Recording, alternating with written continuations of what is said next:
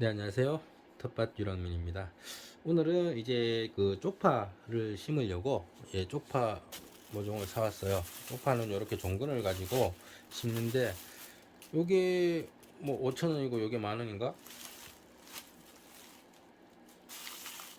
근데 5,000원짜리 쪽에 더 굵은 게 더 많이 들었죠. 이거는 이제 그람으로 해서 이 망에 넣어서 파는 거기 때문에 뭐 작은 거면 더 많을 수도 있고요. 뭐 큰 거면 더 작을 수도 있고 뭐 그렇게 그람으로 안 하고 그냥 편하게 담아서 파시는 분도 계시고요. 그래서 종묘사 같은 데 가면 보시고 용도에 맞게끔 요 작은 것들은 이제 처음 저 같은 경우는 싹을 처음 올려서 조금 컸을 때 그냥 이제 그 고기 먹을 겉절이나 그런 거 할 때 요 작은 것들에서 올라온 순을 통째로 뽑아서 먹으면 아주 맛있어요. 그래서 작은 것들도 저는 그런 식으로 이용을 하고요. 요 큰 것들은 이제 가을까지 해서 이제 김장김치 할 때 쓰시는 분도 있고 아니면 이걸 그대로 키워가지고 겨울을 나고 또 봄에 드시고 또 이제 씨앗으로 쓰시는 분도 계시고 이렇게 하시는데 저는 이제 작은 것들은 싹을 틔어서 빨리빨리 이제 겉절이용으로 소비하는 용도로 쓰고요. 조금 적당한 요 정도 굵기 좀 적당하게 한 요 정도 큰 것들은 심어서 이제 어느 정도 크면 전을 구워 먹든지 예, 김치를 담아 먹든지 그런 식으로 이용을 하려고 처음에 요거를 사오면 구별을 합니다. 굵은 놈, 작은 놈 이런 식으로 구분을 하고 담아서 이제 심을 준비를 하고요. 남는 땅이 있다면 쪽파를 심어 보시는 게 재밌어요. 재밌고 도움도 많이 되고 맛도 있고. 그래서 저는 요번에는 이제 좀 보여드리려고 이렇게 샀고요. 그리고 심을 자리가 좀 있어요.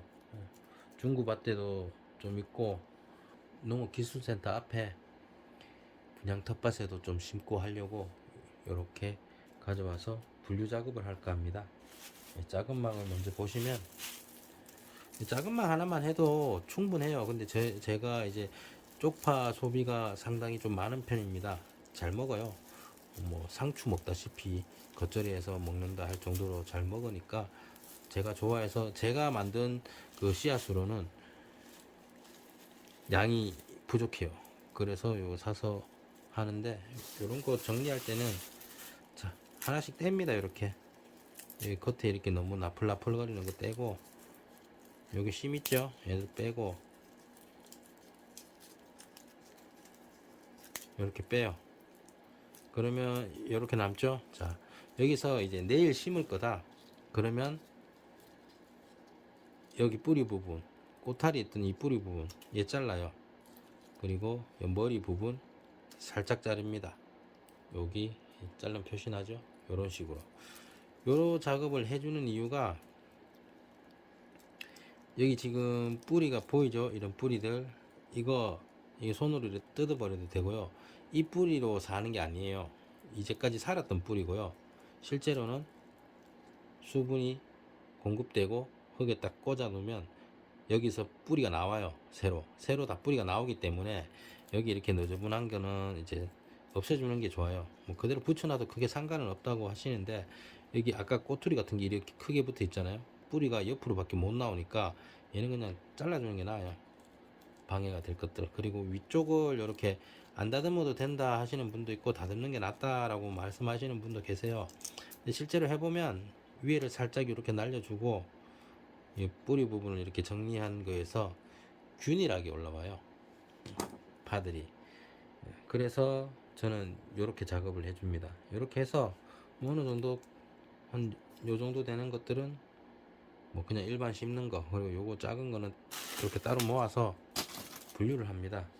분류를 해서 내일 갖다 심으려고 내일 심을 거면 이렇게 잘라 두기도 하는데 일단은 분류 작업만 할까 일단 고민 중이긴 합니다. 일단 분류 작업을 해도 밑에 거는 이렇게 뜯어야 되기 때문에 손으로 이렇게 뜯어도 되고요. 가위로 깨끗하게 잘라도 됩니다. 이렇게 아래 위로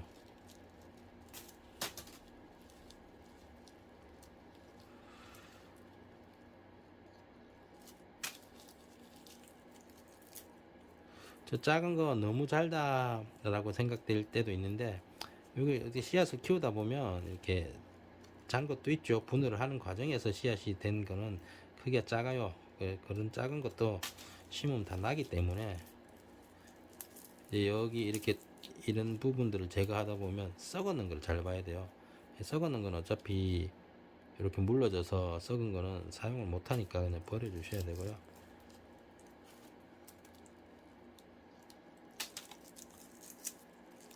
이건 너무 작은 게 많은데, 여기 놔두면 이렇게 되잖아요. 여기 이 뿌리가 사는 게 아니고 필요 없는 거예요. 새로운 뿌리가 나오는 걸 막고 있는 거죠. 이렇게 잘라주면, 집에서 텃밭 하시는 분들은 보통 드라마 보시면서 이렇게 정리를 해서 준비를 하십니다. 그래서 요걸 다 정리를 해 보겠습니다. 오늘 텃밭에 가서 이렇게 따왔는데, 저는 이제 텃밭에 이 방울토마토랑 오이 이런 걸 심는 이유가 텃밭에서 먹으려고. 텃밭에 갈 때 뭐 이렇게 물만 가져가고 딴 걸 잘 안 가져가요. 물도 잘 안 가져가서 목이 마르거나 그럴 때 여기 나 있는 걸 그냥 먹어요. 제가 무농약을 하는 이유는 제가 언제든지 배고프면 거기서 먹을 수 있기 때문에 무농약을 하고요. 저는 이제 닭을 주는 그 용도로도 채소를 키웠기 때문에 그때부터 저는 항상 무농약을 했습니다. 약 치고 닭 주면 닭 죽어요. 그래서 뭐 약이 다 빠지고 주면 괜찮다라고 하는데, 그 안 죽었다 뿐이지 힘들겠죠, 닭들도.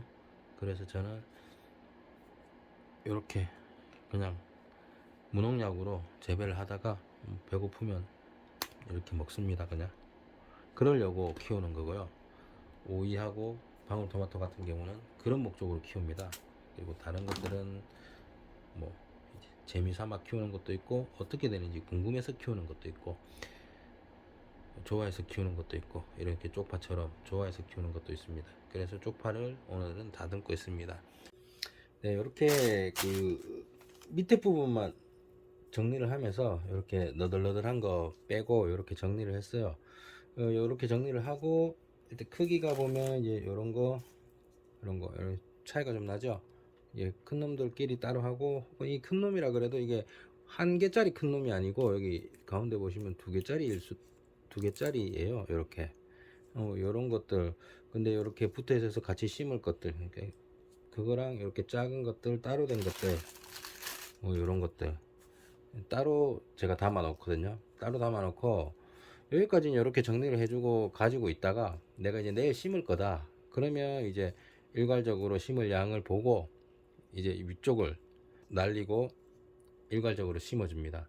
그래서 아직 뭐 계획만 있고 정확한 수량 파악이 안 되고 그럴 때는 저는 이 밑에만 자르고 이렇게 정리를 해서 크기별로 나눠서 가지고 있습니다. 그러다가 이제 심을 장소가 정해지고 개수가 파악되면 필요한 만큼 잘라서 갖다 심고, 그렇게 관리를 합니다. 관리라기보다 그렇게 합니다, 저는. 일단 이제 뭐 크기별로 나눠 가지고, 원래 사왔던 망 이런 거에 굵은 놈, 중간 거나 뭐 작은 놈 이렇게 나눠 담아 가지고 뭐 통에 넣어 다니다가 뭐 필요하면 필요한 대로 바로 위통 잘라서 바로 심고, 이렇게 저는 관리합니다. 네, 비가 오고 있습니다. 그러나 여기 쪽파 심으러 왔습니다. 쪽파는 이제 공간을 많이 차지 안 하기 때문에 땅에 이렇게 쑥 꼽아놔도 이렇게 얘가 보이죠. 위에 보여도 예, 상관없습니다. 이렇게 눌러주고 요 정도만 들어가면 돼요. 뭐 요렇게만 해놔도 된다, 아니면 완전히 밀어 넣어야 된다 이렇게 말씀하시는데, 3분의 2 이상만 들어가면 위에를 약간 덮어줘도 괜찮고요. 그렇기 때문에 그런 거 신경 쓰지 마시고, 요 정도 손가락으로 딱 잡고 이렇게 밀어서 여기까지 넣는다 생각하시고 하시면 됩니다. 비가 갑자기 너무 많이 오네요.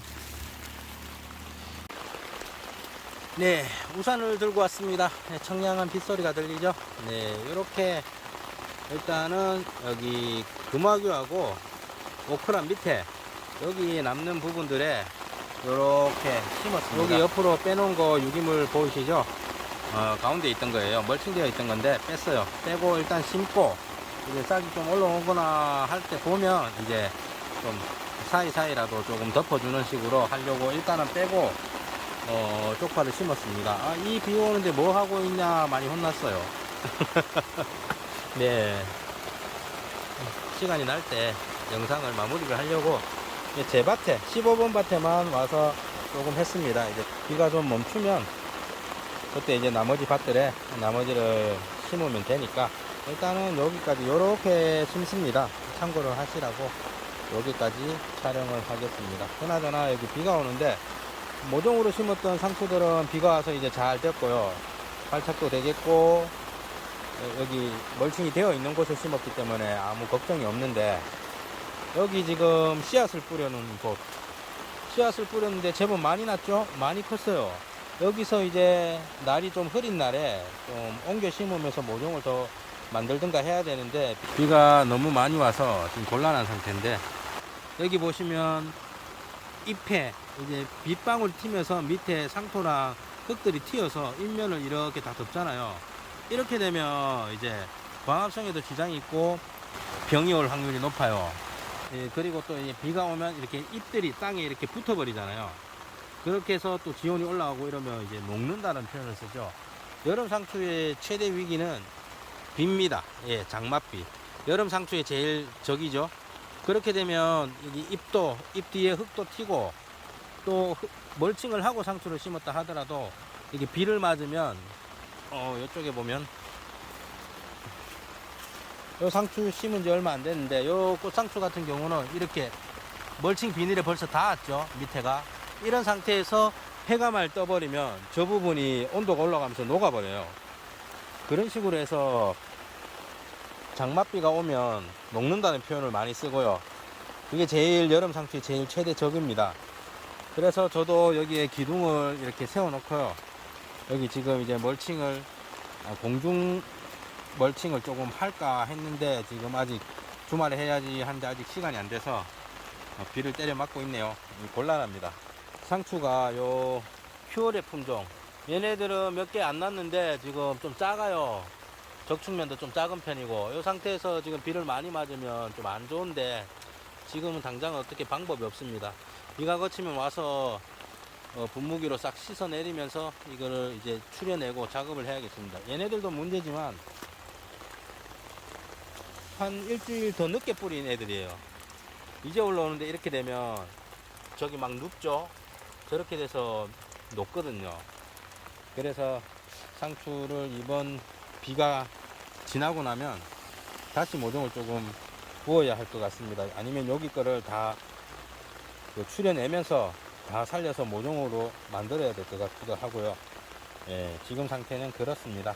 그래서 오늘은 이렇게 상추 상태도 보고 쪽파도 심고 여기까지 해야 될 것 같습니다. 이상 텃밭 유랑민이었습니다.